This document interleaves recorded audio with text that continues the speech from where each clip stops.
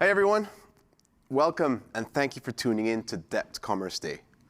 My name is Tobias Cummins. I'm the Business Development Director at DEPT in EMEA, and I'll be your host and MC for the day. Meaning, it's going to be my privilege to take you through the amazing program for the coming 2 hours.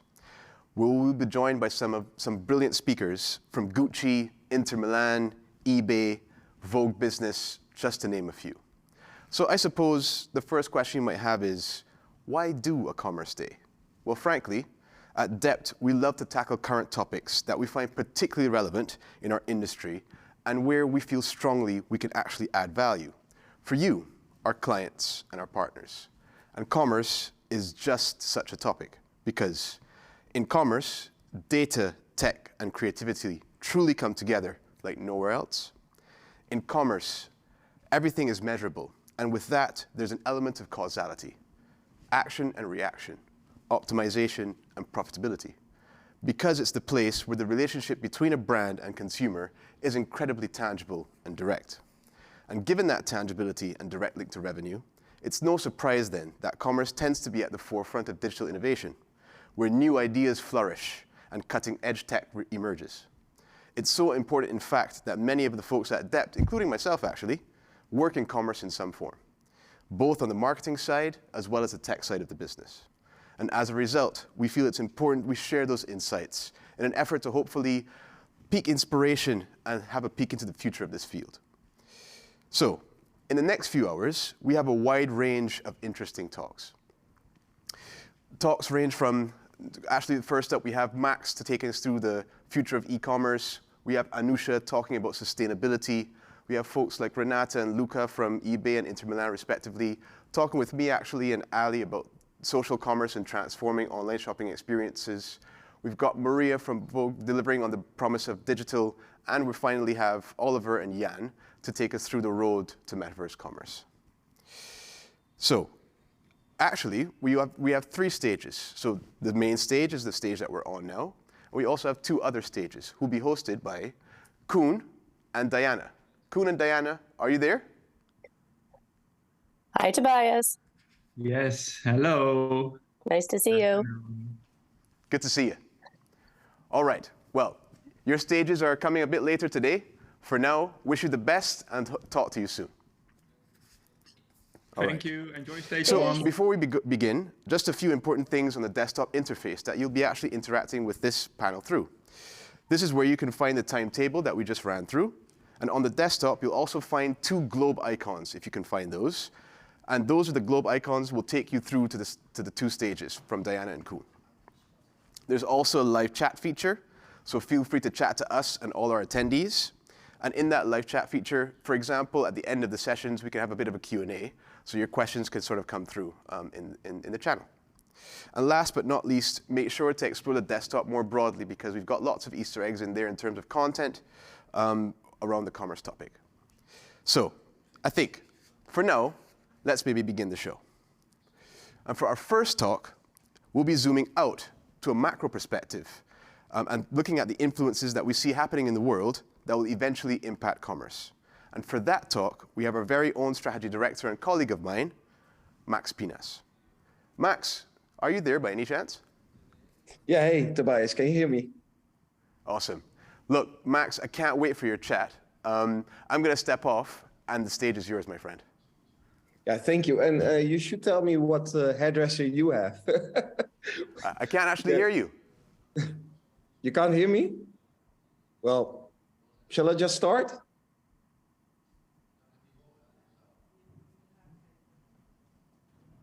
One second, Max. Bear with me. I will.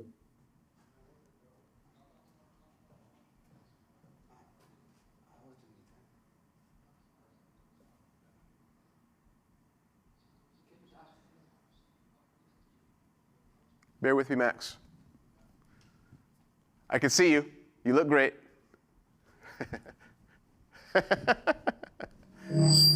Here we go. Can you hear me now? I can hear you perfectly, my friend. How are you? Okay. I'm good. I was asking what hairdresser you have. What hairdresser I have? Look, it's Clippers, Amsterdam. He's the best. Okay, cool, man. Shall I start the show? Please do. Can't wait. Okay. Thank you, mate. So very cool that I am able to do this talk. I must say to the technical people in the back, I can hear myself double. So if you can do something about it, that would be perfect. I'm going to talk about the future of commerce, and the future of commerce is digital. And if you look at digital right now, it's radically transforming society and everything we know, right? I mean, just the fact that we're doing this in a virtual world says everything. But digital is not only transforming society, businesses, and people's behavior, it's also transforming commerce. And I would like to dive into that a little deeper. So the future of commerce to me is immersive, it's personalized, and it's really smart. So to give some examples, I will run through each one and just show stuff that's going on in the world. And it's up to us as an industry, DEPT as an agency, but also you, the brands and the awesome shops that are out there to sort of make these things that are happening and put them in their own situation. So, for example, if we look into immersive, there's a lot of stuff going on. So before, a couple of years ago, actually, virtual influencers were quite on the rise, but then it fell down a bit. But right now, it's up again. And I think it's due to all the AI and the smart tools being used, and it's actually starting to make sense. People are online 24/7. So for businesses and brands, it starts to make more and more sense to use these. And they're not only sort of be made as prototypes or proof of concepts, it's actually becoming a certified craft. So something you as a team could get experience in or hire people that will do that for you. And if you put that a little bit further beyond the brand and look at the users and consumers, it's all about avatars. So, and avatars are in games, but they're also in metaverses. They are also in environments where you can engage with others. So, for example, you have a tool called Ready Player Me. When we organized Meta Festival, we also used Ready Player Me. And what was really impressive to me is what's on the screen right now. One avatar for many virtual worlds, meaning that in hundreds and hundreds of games, but also metaverses and places where you can connect and interact, you could roam around with one avatar, and that avatar is yours and yours only, and you would then be able to dress it up with clothes that you would buy, for example, as an NFT, or just select from the different venues you are in. Another thing, again, in this new domain of immersiveness is that AR is becoming more relevant than ever. We are more and more shopping at home, doing our stuff away from main shopping streets, meaning we want to see things. We want to have a vibe of how does this car look, or how do these sneakers fit. And something also a bit weird is happening. So a lot of these big names are now sort of reverse engineering tech towards stores, and we call that phygital, where physical and digital really meets. And for example, Amazon opened their own first fashion retail store. So who would have thought that? And for example, Nike has opened something called Nike Style. They already have two. Maybe they will open more, where sort of you see a green screen studio, you see digital screens, and that's really intermixed with physical experiences.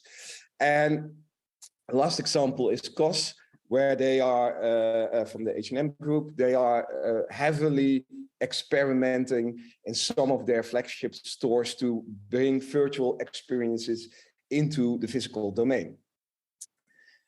That's a really, Shopify was saying a while ago, like the future of retail is going to be retail everywhere.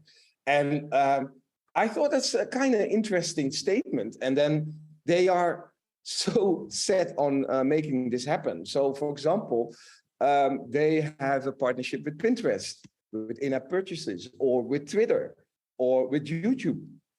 So that really shows you like these traditional sort of siloed environments where you would only see images or videos or tweets now suddenly are intermixed with commerce.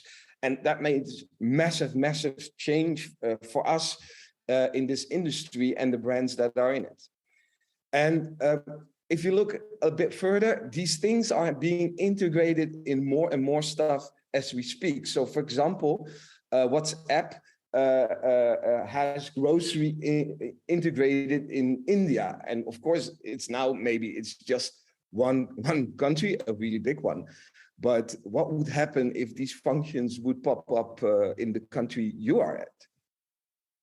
So this is really showing how tech is becoming immersive in everything we do, but it's also becoming more personalized. And what I mean by that is the following. So video, for example, becomes top of mind because people want to see more things that shows what belongs to them, that expresses their style, their personal brand. So suddenly they are thinking about these first 10 results in a different way. And that's dominantly due to Gen Z. They are reshaping social media, and specifically TikTok is so much on the rise. Almost everybody knows it right now. But a year ago, when I was talking about TikTok, everybody was like, yeah, but that's for kids. And you just see the speed of these things coming at us. And it's also sort of an existential crisis going on. Be Real, that's a new social media platform, again with the Gen Z.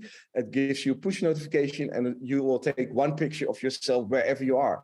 So that's almost the opposite of the beautified version of yourself on Instagram.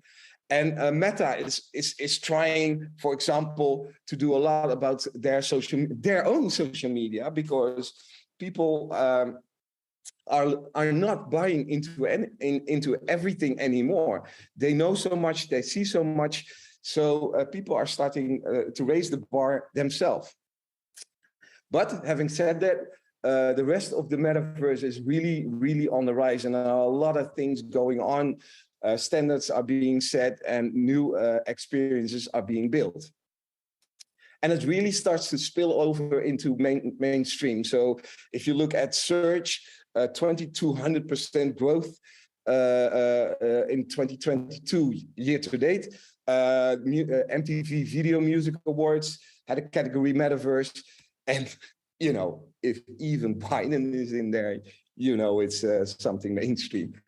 And that also means that for us as an industry and you as brands, we need to have different types of jobs, like quantitative developer of a metaverse consultant or an NFT expert. It's really interesting if you dive into that stuff. But also the regulations they worry about all the privacy infringements, all the security data breaches. And it starts to become really, really, really important that you as a brand are aware of these developments, because the platforms, they need to be, need to change stuff, and that will impact us as an industry as well. Small video.